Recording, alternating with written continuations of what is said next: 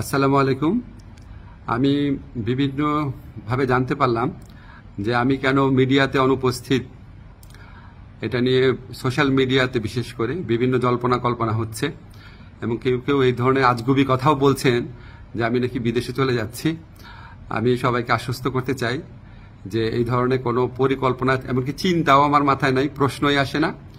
আমি মনে করি এই ধরনের গুজব গুঞ্জন এবং আজগুবি বিভিন্ন তথ্য যারা ছড়াচ্ছেন, এটা হচ্ছে আজকে ছাত্র জনতার যে ঐতিহাসিক জুলাই বিপ্লবের মাধ্যমে আজকে যে জনগণের প্রত্যাশা সৃষ্টি হয়েছে সেটাকে বিভ্রান্ত করা এবং জনমনে অহেতুক প্রশ্ন সৃষ্টি করার একটা অসৎ উদ্দেশ্যে করা হচ্ছে।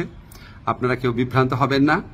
আমি কয়েকদিন আগেও পত্রিকাতে ইন্টারভিউ দিয়েছি, তবে এটা ঠিক আমি একটু মিডিয়াতে কম আসছি কারণ আমার অনেক কাজ এবং আমার কাছে মনে হয়েছে যদি আমার কার্যক্রমে যদি কোনো অগ্রগতি হয় সেটা আমি জানাবো। অহেতুক এখন তো আমি আর টক শো এর মানুষ না, এখন আমাকে কাজ করতে হবে, কাজটাতে বেশি কনসেন্ট্রেট করতে হবে।